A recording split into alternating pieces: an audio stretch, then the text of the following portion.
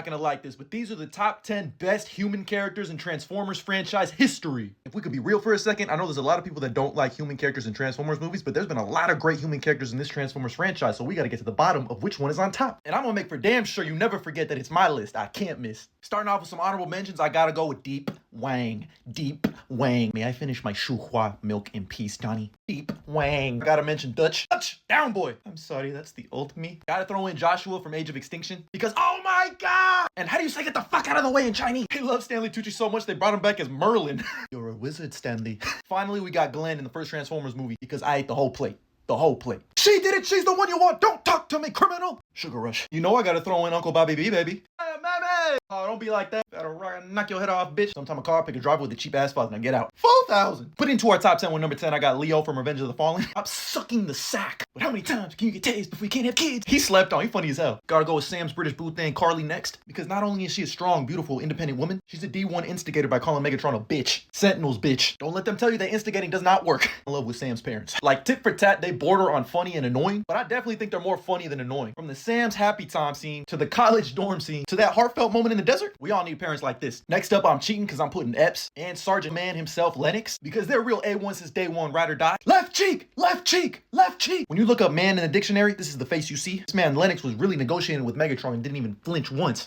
But from there, I gotta go with Mark Wahlberg, because sweetie, hand me my alien gun. Insurance, it's a spaceship. Look, man, I love Mark Wahlberg, but there's no way in hell you can tell me this man is a robotics engineer or that he's even from Texas. This man has a Boston accent in Texas. Got Texans screaming, he not like us. He not like us. Gotta go with Charlie from Bumblebee next, because it's Haley Steinfeld. It's Haley Steinfeld. Did I mention it's Haley Steinfeld? I just love her relationship with Bumblebee. It's cute. It's like eating a little Hershey's Kiss while watching Iron Giant. And she took on John Cena and lived to tell the story. I'm going with Noah and Rise of the Beast next for 3 reasons. Reason number 1, this is the coolest entrance of all time. Reason number 2, he turned into a Transformer. He really got that thing on him. And last but not least, this is a future G.I. Joe. Plus, I love how he just wants to save his little brother. You're telling me he was inside of Mirage? What do you mean by that? Haha, you got me, because in 3rd place, I got Megan Fox as Michaela.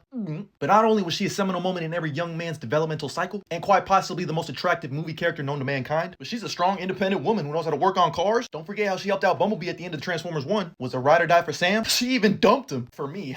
But in 2nd place, I gotta go with Agent Simmons, because it's Agent fucking Simmons. One man, alone. Your little girlfriend's a criminal. Criminals are hot. Like, what was this man saying half the time? The biggest Sector 7 meat rider of all time. Those chonies did not lie. But this man is the literal definition of time at club, impact at club. And don't ever forget that I'm right beneath the enemy scrotum. But was it ever even in doubt that Ladies Man 217 wasn't gonna be in 1st place? This shit means something to me. Sam Witwicky is the greatest human character in Transformers franchise history, and it's not even close. Reason number 1. Reason number 2. He really lived up to that username, Ladies Man 217. Certified milkman. Lactose tolerant. Sergeant sniffs some milk. Don't forget this man saved the world 3 times. 3P. Holding the all-spark high and tight like a running back. He was always running and screaming. I know his cardio is great. That would explain the women. Always knew how to apply the method. I just put in that light there and that disco ball. And this man packed up Starscream. He packed up a Transformer one-on-one. I don't give a fuck. When I pledge allegiance, this is the picture I pledge allegiance to, because that's my motherfucking GOAT! And RIP to a real one.